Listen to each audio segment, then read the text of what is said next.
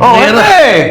Ang hirap umawag ng pera. Nako, Oh, Epe! Problemado ka na naman. Ano ba problema natin, Epe? Kaya nga, siyempre, mahirap maghanap ka ng pera. Wala naman sweldo.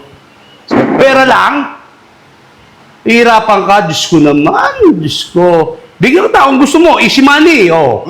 Meron ka? Payag ka. Easy Oo, money. naman. Oh. Okay, may 1,000 ako dito. Oh, 1,000. Easy money yan, oh. Labas mo 1,000 mo. Sigurado ka, ha? Oh. Easy money yan, ha? Easy money yan. Ay, 1,000 nga. Oh, sinasabi ko sa'yo, oh, easy money yan. Oh, 2,000 na yan. Bayaran mo 1,500. Babayaran ko yan?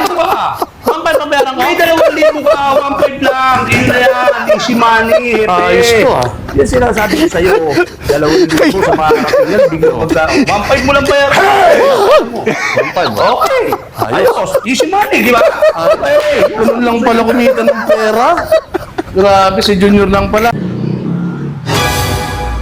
Ay, putya, buti pa si Junior. Nagawa na ako ng paraan. Teka, bakit? Bakit ito lang ang pera ko? Kasi 500 ko. Nadalit. Buti.